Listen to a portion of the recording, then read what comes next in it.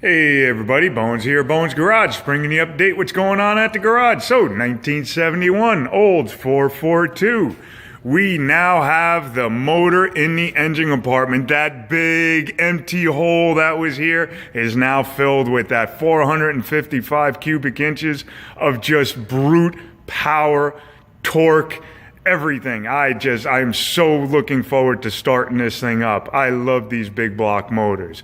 But so we have that all in. We started getting the headers in, as you can see here. The nice new headers are in on this side. We have the wire looms for the spark plugs in on this side. And if you look closely right there, see that right there? That is our new tubular suspension from Hotchkiss for the front end, and we also got it for the rear end.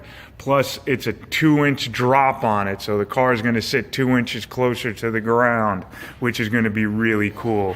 Another thing we did is we changed the transmission cooling lines right there.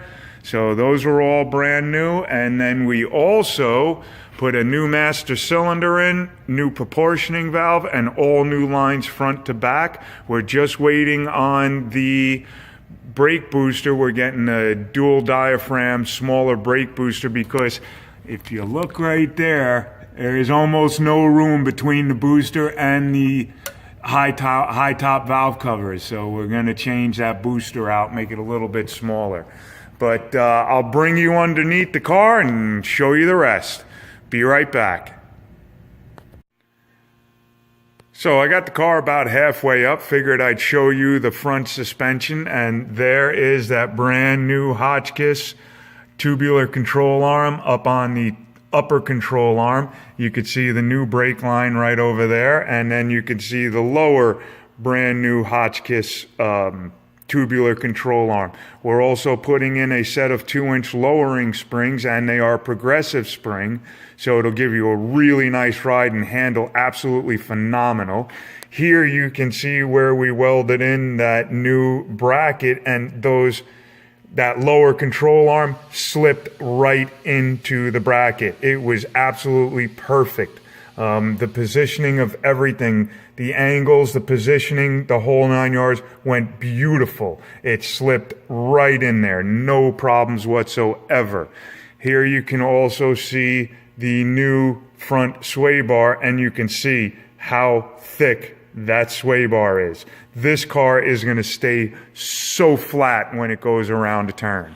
It's going to be so nice. Hang on, I'll show you the rest of it.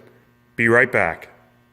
So with the car up in the air, you can see again that new Hotchkiss sway bar, and that will connect this control arm to the control arm that's going to be going on the other side through this joint right here, this link right here. So those will connect the two sway bars. And what that does is, as you go into a turn, it keeps the car level and flat, so it doesn't roll as you go into a turn one way or roll as you go into a turn the other way like an old boat does.